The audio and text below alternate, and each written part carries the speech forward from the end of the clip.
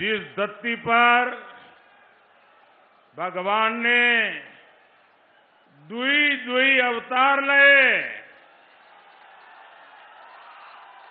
वही हरदोई का हमारो प्रणाम हुई। भक्त प्रहलाद की धरती के सब लोगन के हम पांव छुअत है।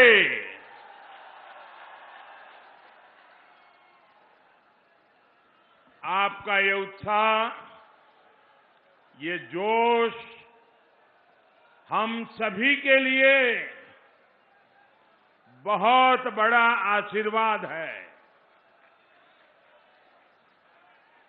ये धरती शांडिल्य ऋषि की तपोस्थली है। हरदोई की पुण्य भूमि से होली जैसे पवित्र त्योहार का जुड़ाव हम सभी जानते हैं और मुझे पता है इस बार हरदोई के लोगों ने, यूपी के लोगों ने दो बार रंगों वाली होली खेलने की तैयारी कर ली है। पहली होली 10 मार्च को भाजपा की बम्पर जीत के साथ मनाई जाएगी। मनाएंगे ना? मनाएंगे ना? इधर से आवाज नहीं आ रही, मनाएंगे ना? लेकिन अगर होली 10 मार्च को धाम धूम से मनानी है तो अभी तैयारी पोलिंग बूथ में करनी पड़ेगी। करोगे? एक एक पोलिंग बूथ में करोगे? घर घर जाओगे? देखिए, आप लोगों पर मेरा कोई हक है, मैं बता सकता हूं ना आपको, मैं काम बता सकता हूं ना, क्योंकि आपने शायद ही कोई ऐसा चुना होगा कि मुझे न बुलाया हो और मैं आया न हूं। अगर आपके कहने पर मैं हाजिर हो जाता हूं तो मेरे कहने पर आप बूथ में लग जाएंगे ना? पक्का लग जाएंगे। आज तीसरे चरण में भी बिना बटे एकजुट होकर कमल के निशान पर भारी मतदान हो रहा है। अब तक जो खबरें मिली हैं बहुत उत्साहवर्धक है और आज यूपी के साथ साथ पंजाब में भी वोट पड़ रहे हैं। वहां के लोग भी पंजाब के विकास, पंजाब की सुरक्षा और देश की अखंडता के लिए बड़ी संख्या में मतदान कर रहे हैं, भाजपा का समर्थन कर रहे हैं। भाइयों बहनों, यूपी के अगले चरणों की जिम्मेदारी भी आप लोगों ने ले रखी है। जो तुष्टीकरण की खतरनाक राजनीति में हमारे त्योहारों को रोकते थे, उन्हें यूपी की जनता का उत्तर 10 मार्च को मिल जाएगा। मिलेगा ना? 10 मार्च को जवाब मिलेगा ना? साथियों, हरदोई के लोग ये बात जानते हैं, अत्याचार, आतंक और छल कितने भी ताकतवर क्यों न हो जाए, सच्चाई के आगे वो टिक नहीं सकते। आप याद करिए, 5 साल पहले माफियावादियों ने यूपी का क्या हाल बना दिया था। व्यापारियों को व्यापार करने में डर लगता था, राहजनी, छिनेती, लूट आम बात हो गई थी। लोग कहते थे, दिया बरे घर लौटाओ। ये कहते थे कि नहीं कहते थे? दिया बरे घर लौटाओ। हरदोई वालों ने वो दिन देखे हैं, कैसे इन लोगों ने कट्टा और सट्टा,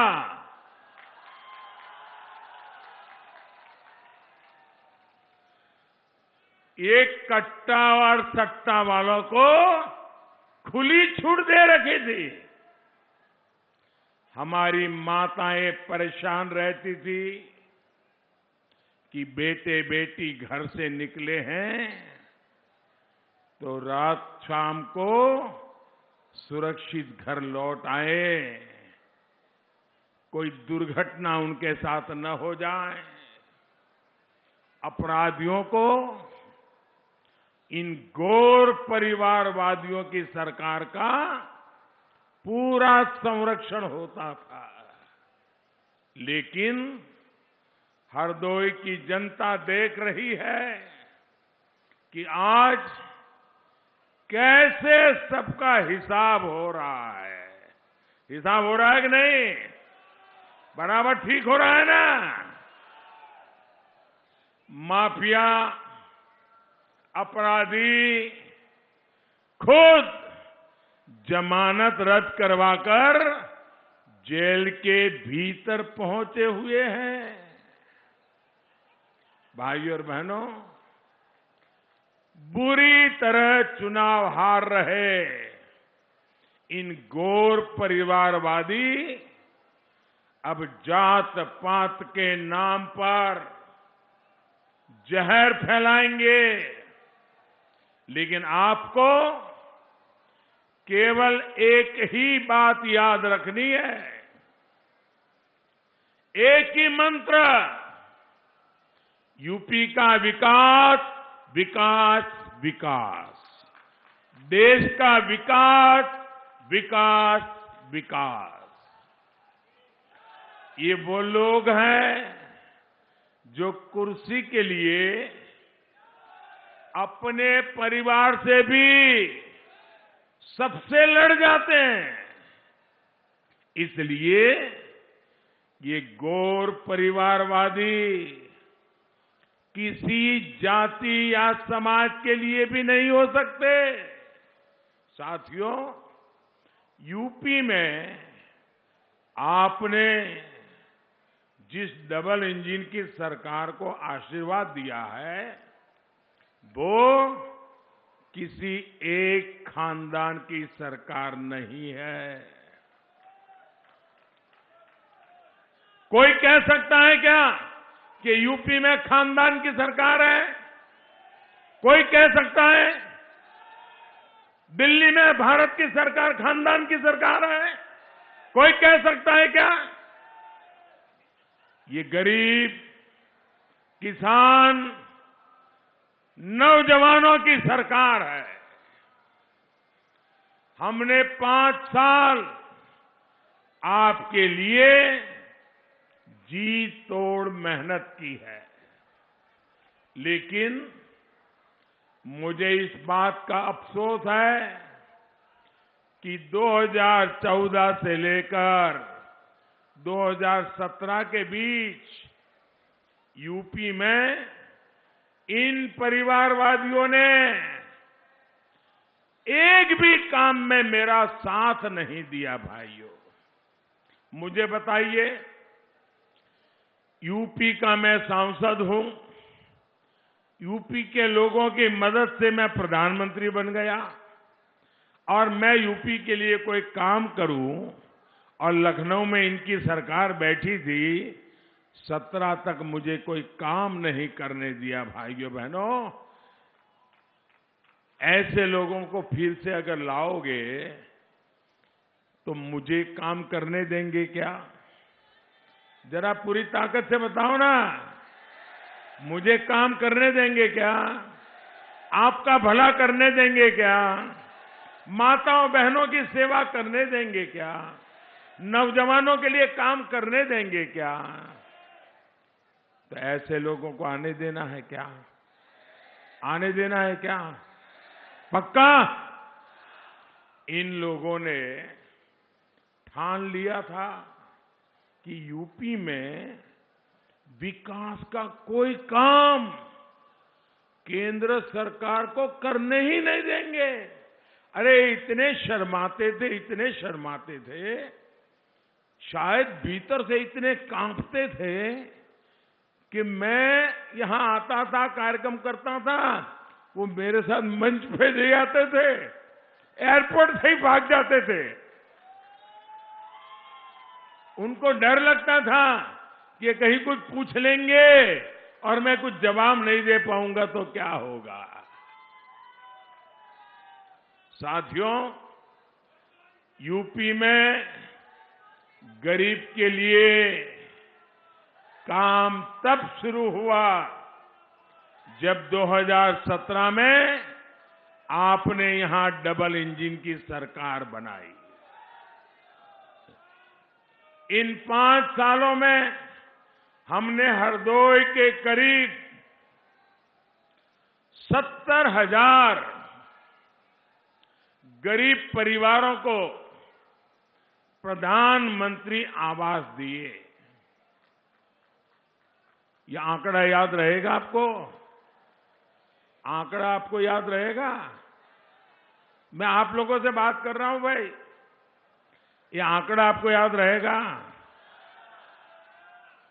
हरदोई में हमने आकर के योगी जी की सरकार बनने के बाद 70,000 गरीब परिवारों को प्रधानमंत्री आवास दिए। लेकिन इसके समय में हरदोई में प्रधानमंत्री आवास योजना के तहत शायद मुश्किल से आप उंगली से गिन सको इतने घर भी नहीं बनाए थे। क्या ये गरीब का भला हुआ था? क्या हमने गरीब का भला किया कि नहीं किया? गरीब को पक्का घर मिला मतलब नई जिंदगी मिली कि ना मिली? इनके समय में शौचालय बने, गरीब के लिए शौचालय बने। कितने बने? 34,000। आंकड़ा याद रखोगे? आप आंकड़ा याद रखोगे? कितने शौचालय बने? 34,000। योगी जी के आने के बाद कितने शौचालय बने? उनके जमाने में 34,000, योगी जी के जमाने में 5 लाख। कहां 34,000 और कहां 5 लाख? ये पैसा कहां जाता था भाई? ये योगी जी के पैसे गरीब के घर तक पहुंचते थे, शौचालय बनता था, हिसाब लिया जाता था, और उनके जमाने में 34,000 बने। बाकी क्या हुआ ये तो आपको पोलिंग बूथ पे जाके बताना होगा।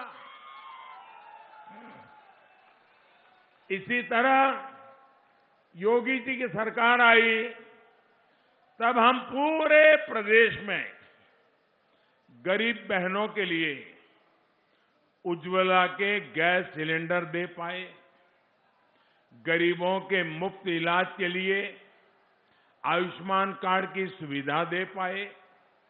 योगी जी की सरकार ने अभियान चलाकर बिजली को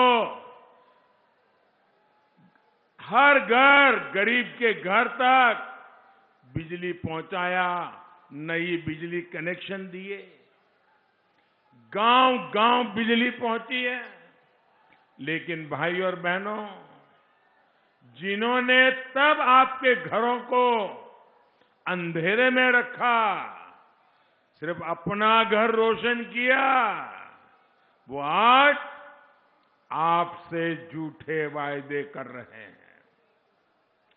आप याद करिए, इनके समय में आपके गांवों में दिन में कितने घंटे बिजली आती थी? याद करिए, हफ्ते में कितने घंटे बिजली आती थी? मुझे बराबर याद है, उत्तर प्रदेश में बिजली अगर आती है तो खबर बन जाती थी एक जमाने में। बिजली का जाना स्वाभाविक था। जैसे घर में कभी साल में एक दो बार मेहमान आ जाए, वैसे बिजली यहां मेहमान की तरह आती थी। ये भी याद करिए कि एक बार अगर ट्रांसफार्मर जल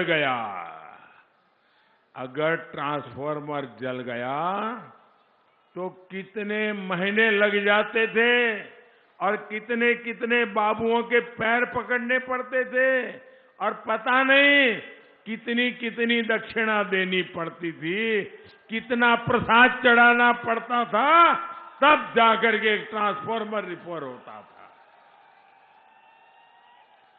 ये गौर परिवारवादी आपको बिजली नहीं, बिजली का झटका देने के लिए तैयार बैठे हैं। जिनके काले कारनामे ही अंधेरे में फलते फूलते हो, वो परिवारवादी कभी भी प्रदेश को उजाला नहीं दे सकते। साथियों, माफियावादियों की सरकार में एक बड़ा गोरख धंधा जमीन पर अवैध कब्जों का भी चलता था।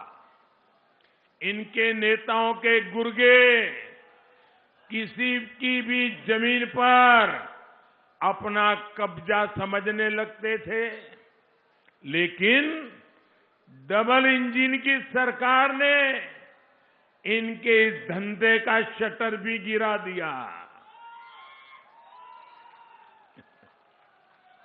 स्वामित्व योजना के तहत हम गांव में ड्रोन के जरिए जमीनों का लेखा जोखा तैयार करवा रहे हैं।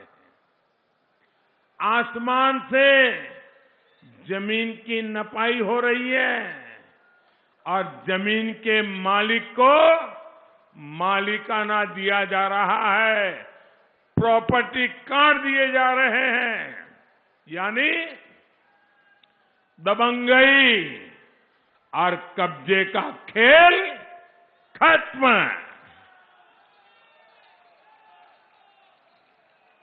यूपी में हमारी सरकार 23 लाख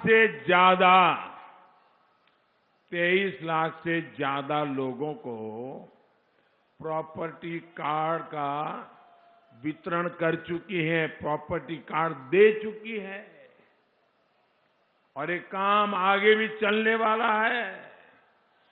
योगी जी सरकार में वापसी के बाद इस अभियान को बहुत तेज किया जाएगा। भाइयों और बहनों, वंशवादी,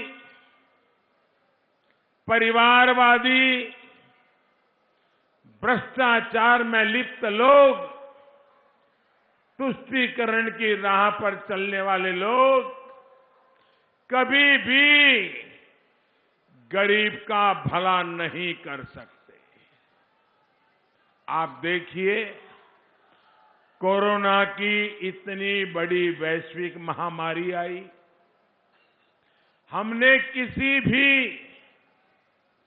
गरीब को भूखे नहीं सोने दिया। प्रधानमंत्री गरीब कल्याण योजना के जरिए हर गरीब को मुफ्त राशन दिया जा रहा है।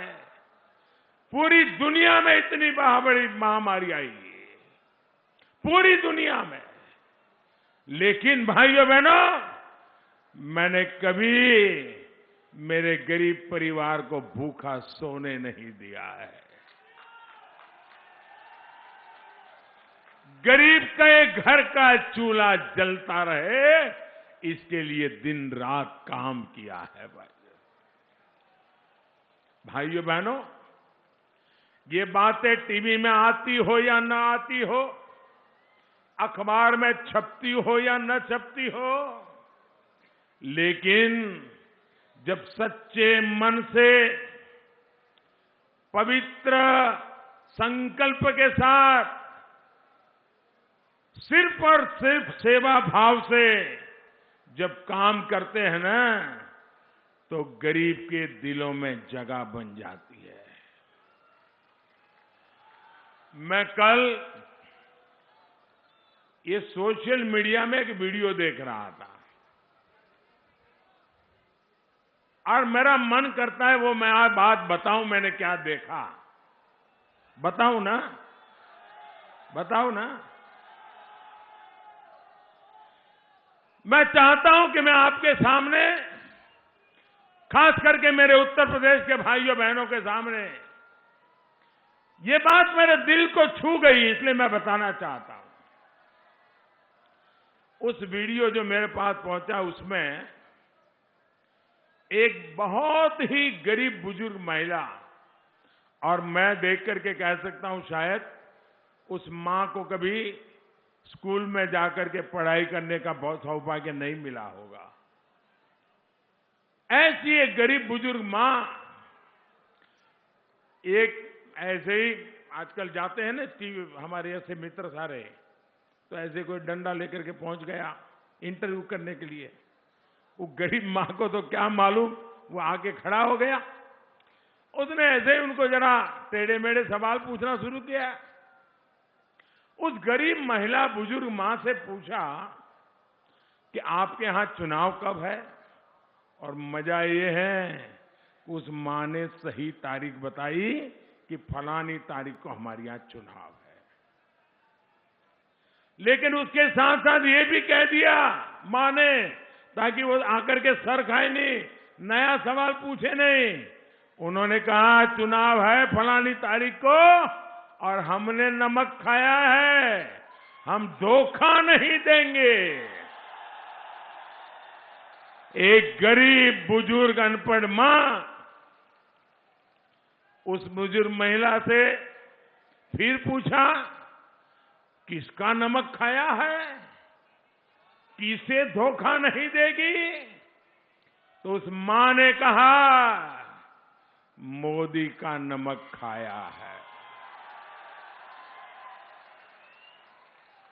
वो बुजुर्ग महिला के साथ उनके बुजुर्ग पति भी बैठे थे, उन्होंने भी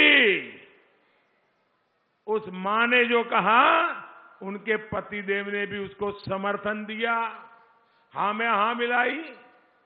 फिर उस बुजुर्ग महिला से पूछा गया कि मोदी ने ऐसा क्या किया है?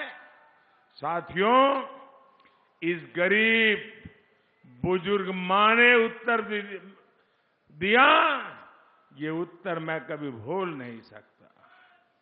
उस मां ने कहा मोदी राशन दो हमें। फिर दोबारा कहा मां ने मोदी राशन दो हमें। भाई और बहनों, फिर बाद में उस महिला ने बताया, उस मां ने बताया कि कितना राशन उनके परिवार को मुफ्त मिल रहा है। ये मेरा सौभाग्य है कि वो बूढ़ी मां जो कभी मुझे मिली नहीं है, वो मां इतना मुझे आशीर्वाद दे रही है। जब इतनी माताएं बहतें मुझे आशीर्वाद दे रही हो तो भाइयों बहनों, मुझे काम करने का हौसला बढ़ेगा कि नहीं बढ़ेगा? मैं ज्यादा से ज्यादा काम करूंगा कि नहीं करूंगा? हर नागरिक के लिए करूंगा कि नहीं करूंगा? माताओं बहनों के लिए करूंगा कि नहीं करूंगा? नौजवान के लिए करूंगा कि नहीं करूंगा? आप जब इतने आशीर्वाद देते हो तो ये जिंदगी किस काम की मेरे भाइयों बहनों, ये आपके लिए है। आपका ये आपका प्यार मेरे सर आंखों पर दोस्तों, आपका प्यार सर आंखों पर। दिल्ली के सत्ता के जिन गलियारों में ज्यादातर समय अमीरों और परिवारवादियों का कब्जा रहा, वहां आज आप सबने एक गरीब मां के बेटे को आपकी सेवा के लिए बिठाया है। साथियों, दिल्ली में बैठ करके आपके इस प्यार की ताकत को मैं भी नहीं समझ सकता।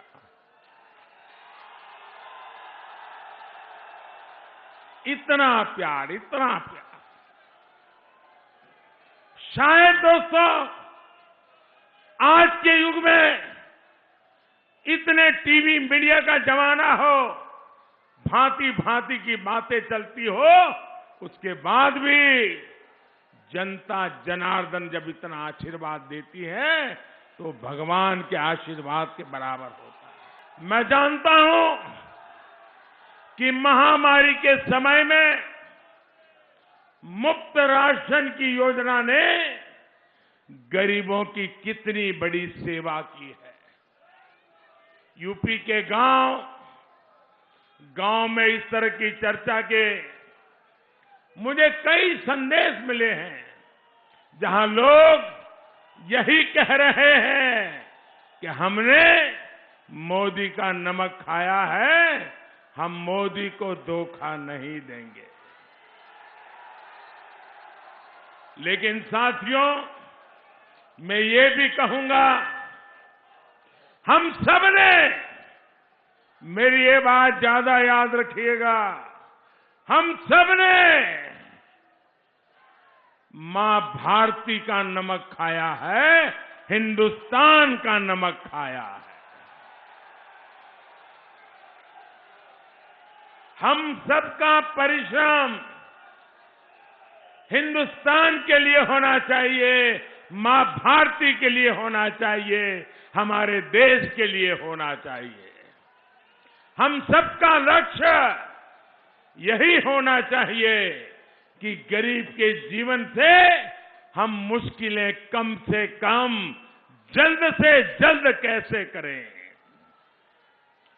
जब गरीब की चिंता हो तो गरीब का कल्याण सबसे बड़ी प्राथमिकता होती है। यही काम हमने कोरोना के टीके के लिए भी किया।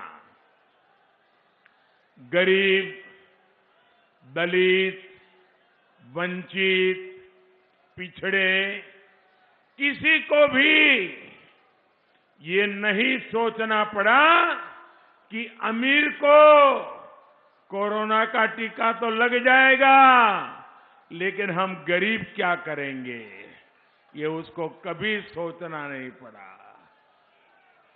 भाइयों बहनों, आप सबका टीका लगा है? जरा हाथ ऊपर करके बताइए, आप सबका टीका लगा है? आपको 1 पैसे का खर्चा हुआ है? मुझे बताइए, पहले की सरकारें होती तो ऊपर ऊपर के लोगों को टीका लगता, गरीब के घर टीका पहुंचते पहुंचते 10-10, 20-20 साल लग जाते भाइयों बहनों, लेकिन मैंने घर घर टीका पहुंचा दिया। हमने टीका लगाकर हिंदुस्तान के मेरे हर भाई बहन को, गरीब से गरीब को भी सुरक्षा का कवच दिया है। लेकिन जरा याद करिए, उस मुश्किल समय में ये घोर परिवारवादी, ये आपके आशीर्वाद जो पचा नहीं सकते हैं, ये लोग क्या कह रहे थे? ये लोग भारत में बनी वैक्सीन को बदनाम करने के लिए भांति भांति की अफवाहें चला रहे थे, भ्रम फैला रहे थे, लोगों को डरा रहे थे। ये लोग चाहते थे कि गरीब टीके से वंचित रह जाए, उसका जीवन खतरे में पड़ जाए। आज आपका व्यापार, धंधा, रोजगार फिर से पटरी पर लौट रहा है, तो ये वैक्सीन की वजह से ही तो संभव हो रहा है। यही ये लोग इस भली बात को पहचान नहीं पाते, पचा नहीं पाते, और ये यही चाहते हैं कि लोग वंचित रह जाए, दुखी रहे। भाइयों बहनों, पहले की सरकारों की गलत नीतियों का खामियाजा यहां के किसानों को भी भुगतना पड़ा है। पहले की सरकार में गेहूं की खरीद होती ही नहीं थी, गन्ने का भुगतान होता ही नहीं था। लेकिन इस 5 साल में यूपी में गेहूं की रिकॉर्ड खरीदी हुई है। किसान सम्मान निधि का पैसा भी सीधे किसानों के खातों में पहुंच रहा है। मैं मेरे छोटे किसानों के लिए नई नई योजनाएं लेकर के आता हूं, ताकि मेरा छोटा किसान एक बार आत्मनिर्भर बन जाए तो मेरा छोटा किसान गांव से गरीबी को भगाने में मेरा बहुत बड़ा सिपाही बनने वाला है। भाइयों बहनों, गन्ने का भी जितना भुगतान योगी जी की सरकार ने किया है, उतना सपा बसपा दोनों ही सरकारों के 10 साल में नहीं हुआ। लेकिन पिछली सरकारों में तो प्रदेश की 21 चीनी मिलें बंद हो गई, चीनी मिलें बंद हो गई। भाइयों, इन्हें एक और मौका मिल जाता तो ये हरदोई की चीनी मिलें भी, उस पर भी अलीगढ़ का ताला लगा देते जी। लेकिन ये हरदोई के लोग समझदार हैं, इसलिए उनका खेल चलने नहीं दिया। अच्छा हुआ आपने पहले ही इनकी फैमिली इंडस्ट्री पे ताला लगा दिया। साथियों, पहले की सरकारों में काम केवल कागजों पर होता था और भुगतना यूपी को पड़ता था। लेकिन अब विकास भी होता है और जनता तक पहुंचता भी है। आज हरदोई के पास अपना एक मेडिकल कॉलेज है और ये मेरा सौभाग्य है कि इस मेडिकल कॉलेज का लोकार्पण करने का मुझे अवसर दिया आप लोगों ने। बगल में शाहजहांपुर में भी एक मेडिकल कॉलेज है। शिक्षा से लेकर स्वास्थ्य तक ये क्षेत्र हर दिशा में आगे बढ़ रहा है। गंगा एक्सप्रेसवे जैसी बड़ी सौगात हरदोई और इस पूरे इलाके को मिली है। यहां का हथकरघा उद्योग, यहां के कुटीर उद्योग, यहां के व्यापारी, सबको छोटा मोटा कोई ने सहारा मिला है, लाभ मिला है। साथियों, आज मैं हरदोई से एक और महत्वपूर्ण विषय पर आपसे बात करना चाहता हूं और मैं चाहूंगा सिर्फ आप नहीं, अगर टीवी पे मेरा भाषण कोई सुन रहा है तो मेरे देश के वासियों को मैं कहता हूं, मैं गंभीर विषय की आज यहां से चर्चा करना चाहता हूं। आप भी मेरी बात को गौर से सुनिए। मेरे देशवासियों, मैं विस्तार से आज आपको एक बात बताना चाहता हूं। ये ऐसा विषय है जिससे सिर्फ यूपी ही नहीं बल्कि पूरा देश प्रभावित होता है। ये विषय है आतंकवाद। पिछले अनेक दशकों से हमारा देश आतंकवाद का कहर झेलता रहा है। जिहादी संगठनों की कुदृष्टि हमारी धरती, हमारी संस्कृति और हम लोगों के पर लगातार वो कुदृष्टि रही है। और आप सभी जानते हैं कि जब आतंकी हमला होता है, आतंकवाद बढ़ता है, तो इसका सबसे ज्यादा नुकसान गरीब को, मध्यम वर्ग को, उन्हीं को उठाना पड़ता है, उन्हीं को निभाना पड़ता है। जब आतंकी हमला होता है तो सामान्य मानवीय की जिंदगी प्रभावित होती है, व्यापार कारोबार प्रभावित होता है, पर्यटन ठप पड़ जाता है। आपको याद होगा, एक समय था जब हर कुछ सप्ताह के बाद देश में बड़े बड़े बम धमाके होते थे, सीरियल ब्लास्ट होते थे।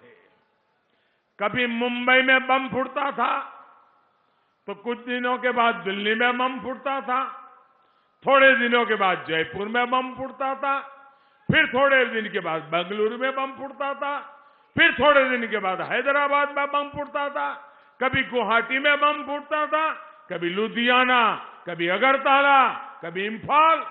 हिंदुस्तान के हर कोने में कितने ही शहर उस दौरान बम धमाकों से धराए, कितने ही निर्दोष नागरिक उन हमलों में मारे गए। जब मैं गुजरात का मुख्यमंत्री के रूप में वहां की सेवा कर रहा था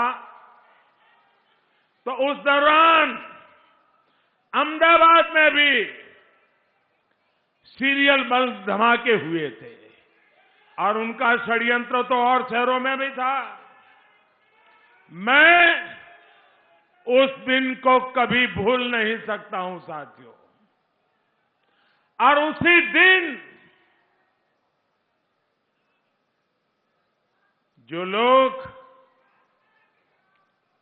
इन धमाकों में मारे गए थे, धरती खून से लाल हो चुकी थी। माताएं बहनें के आंसू रुकते नहीं थे। मैंने उस रक्त से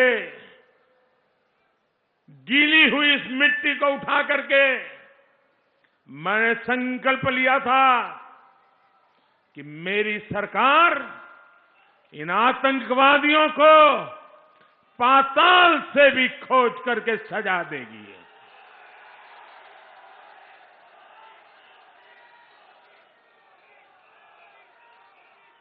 साथियों, आपने देखा है अभी 2 दिन पहले ही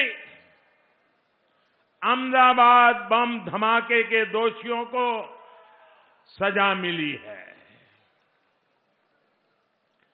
जो हम भारतीयों को तबाह करना चाहते थे, उन्हें अदालत ने सजा सुनाई है। अनेक आतंकवादियों को फांसी की सजा मिली है। दोस्तों,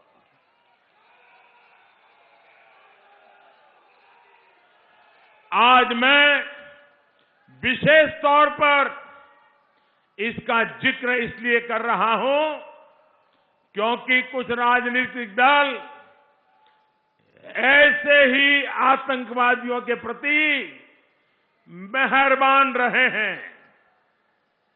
ये राजनीतिक दल वोट बैंक के स्वार्थ में आतंकवाद को लेकर नरमी बरतते रहे हैं। ये देश की सुरक्षा के लिए बहुत खतरे की बात है। इसलिए हर देशवासी को इसके बारे में जानना जरूर चाहिए। साथियों, और ये गुजरात में बम धमाके हुए, कभी आपने सुना नहीं होगा। इस बम धमाके कैसे धमाके किए गए थे? 2 प्रकार से किए गए। पहले शहर में एक साथ 50-60 जगह पे धमाके, और उसके 2 घंटे के बाद अस्पताल में एक गाड़ी रखी थी, उसमें बड़ा धमाका, ताकि इन लोगों को जब अस्पताल लेके आए, उनके रिश्तेदार आए, अफसर आए, नेता आए, तब वो कार धमाका करे। अस्पताल के अंदर शायद ही पहली बार आतंकवादियों ने धमाका किया होगा। वहां भी काफी लोग मारे गए। लेकिन इन्होंने क्या किया साथियों, इन्होंने क्या किया? यहां समाजवादी पार्टी का जो चुनाव सिंबल है ना, उनका चुनाव का निशान है ना, तो शुरू में जो बम धमाके हुए, वो सारे के सारे बम धमाके उन्होंने बम साइकिल पर रखे हुए थे। अब देखिए, साइकिल पे बम रखे हुए थे, और जहां लोग सब्जी वगैरह खरीदने के लिए आते हैं, वहीं साइकिल पार्क करके चले गए थे, और एक समय चारों तरफ ये साइकिलों पर रखे हुए बम धमाके फूटे। मैं हैरान हूं, ये साइकिल को उन्होंने क्यों पसंद किया? यहां उत्तर प्रदेश में साथियों 2006 में काशी में बम धमाका हुआ था। संकट मोचन मंदिर भी धमाका किया गया था। वहां के कैंट रेलवे स्टेशन भी हमला किया गया था। तब यूपी में समाजवादी पार्टी की सरकार थी। जब 2013 में समाजवादी पार्टी की सरकार फिर से सत्ता में आई, तो इन लोगों ने शमीम अहमद नाम के आरोपी पर ये बम धमाका का जो चल रहे थे, मुकदमों को वापस लेने का फैसला लिया था। भाइयों बहनों, क्या ये आपको मंजूर है? जिन्होंने काशी में धमाके किए, उनके केस वापस लेने का निर्णय उचित था क्या? ये लोगों को आप कभी भी मौका देंगे तो ये अपनी वारदातें करेंगे कि नहीं करेंगे? ऐसे ही आपको याद होगा 2007 में गोरखपुर में आतंकी हमला हुआ था। 2013 में समाजवादी सरकार ने तारिक कासमी नाम के आरोपी से केस वापस ले लिया था, लेकिन अदालत इसके लिए तैयार नहीं हुई, और फिर तारिक को समाजवादी सरकार ने केस विड्रॉ करने का निर्णय कर लिया था। अदालत ने मना किया, केस चला, और परिणाम क्या आया? 20 साल की सजा हुई दोस्तों, 20 साल की सजा। उसको वो बचाना चाहते थे। ऐसे ही 2007 में लखनऊ, अयोध्या के कोर्ट परिसर में बम धमाके हुए थे। 2013 में समाजवादी सरकार ने फिर आतंकी पर चल रहा मुकदमा वापस ले लिया था, लेकिन इस मामले में भी अदालत ने समाजवादी सरकार की साजिश नहीं चलने दी, और आतंकी को आजीवन कारावास की सजा सुनाई। साथियों, आप कल्पना कर सकते हैं, ऐसे ही यूपी में 1-2 नहीं, बल्कि आतंकी हमलों के 14 मुकदमों में समाजवादी सरकार ने बहुत सारे आतंकवादियों से मुकदमे वापस लेने का फरमान सुना दिया था। क्या आतंकवादियों पर रहम करना ठीक है क्या? आप जरा बताइए, रहम करना ठीक है क्या? आतंकवादियों को बचाने के खेल ठीक है क्या? और आज लिपापोती करने निकले हो। ये लोग विस्फोट कर रहे थे, धमाके कर रहे थे और समाजवादी पार्टी सरकार इन आतंकवादियों पर मुकदमा तक नहीं चलने दे रही थी। आतंकवादियों को केस वापसी का रिटर्न गिफ्ट दिया जा रहा था। इतना ही नहीं, समाजवादी पार्टी और कांग्रेस के नेताओं का रवैया और भी खतरनाक रहा है। ये लोग ओसामा जैसे आतंकवादी को जी कहकर बुलाते हैं। ये लोग बाटला हाउस एनकाउंटर में आतंकवादियों के सफाए पर आंसू बहाते हैं। ये लोग किसी दिन भारतीय सेना का अपमान करते हैं, किसी दिन पुलिस को बेइज्जत करते हैं, जबकि हमारी सरकार ने नेशनल वॉर मेमोरियल और नेशनल पुलिस मेमोरियल बनाया है। हम हर शहीद का सम्मान करते हैं। इतने वर्षों तक मैं इसलिए चुप रहा क्योंकि अहमदाबाद ब्लास्ट केस की सुनवाई चल रही थी। आज जब अदालत ने आतंकियों को सजा सुना दी है तो मैं अब विषय को देश के सामने उठा रहा हूं और मैं आज गुजरात पुलिस की भी प्रशंसा करूंगा कि उसके प्रयासों से आतंकियों के कई मॉड्यूल्स का खात्मा हुआ है। मैं चाहता हूं, मैं आज विशेष रूप से जो लोग अपने आप को बुद्धिजीवी कहते हैं, जो लोग मीडिया में अपना कर्तव्य भाव समझते हैं, जिनसे हम आशा कर सकते, जिनसे आशा नहीं करते उनको हम प्रार्थना भी नहीं करते, उनका समय हम बर्बाद करना नहीं चाहते। लेकिन बहुत लोग हैं जिनसे देश आशा कर सकता है, देश उन पर भरोसा कर सकता है। इसलिए मैं ऐसे मीडिया हाउसेस को, मैं ऐसे अखबार वालों को, मैं ऐसे लेखनी लिखने वाले से आग्रह करूंगा, देश के सामने इन तथ्यों को उजागर किया जाए। अब अदालत ने जब न्याय दे दिया है तब देश के लोगों के सामने पर्दे के पीछे की बातें खोज करके मिलाना, पहुंचाना, मुझे विश्वास है अगर ये चुनाव की आपाधापी न होती तो सब हफ्तों तक ये अहमदाबाद के अदालत का फैसला है, हफ्तों तक चलता। मैं चाहता हूं ये सच्चाई देश के सामने आनी चाहिए।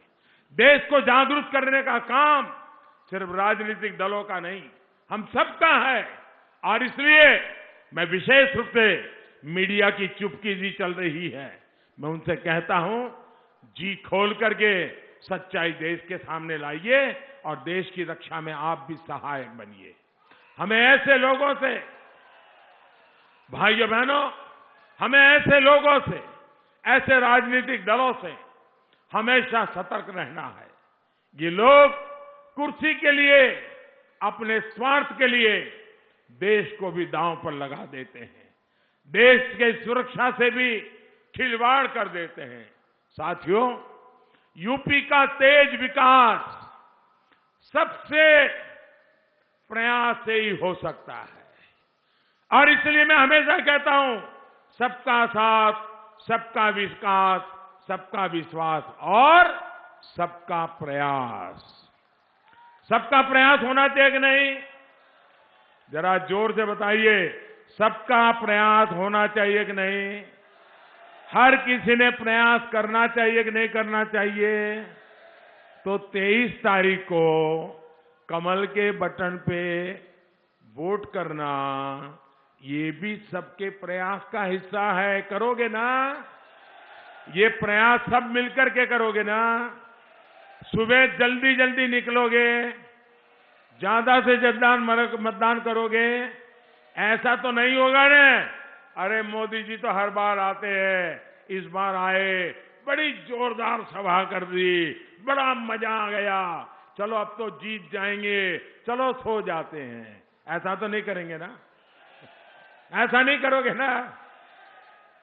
घर घर जाएंगे, घर घर जाएंगे, घर घर जाएंगे, एक एक मतदाता को मिलेंगे, हर मतदाता से हमारी बात पहुंचाएंगे, और मोदी जी ने प्रार्थना की है वोट देने के लिए, वो करेंगे। मेरे नाम से लोगों को प्रार्थना मेरी पहुंचाओगे? देखिए दोस्तों, मेरे देश के मतदाताओं, मेरे उत्तर प्रदेश के मतदाताओं, मेरे इस क्षेत्र के मतदाताओं, उनको प्रणाम करके मेरी बात पहुंचाइए। मोदी जी ने आपके लिए एक संदेश भेजा है। आप भारत के भविष्य के लिए, उत्तर प्रदेश के भविष्य के लिए, आपके बच्चों के उज्जवल भविष्य के लिए कमल के निशान पर वोट दीजिए, कमल के निशान पर वोट दीजिए। घर घर पहुंचे दोस्तों, अभी भी आपके पास 2-3 दिन का समय है, पूरी ताकत लगा दीजिए।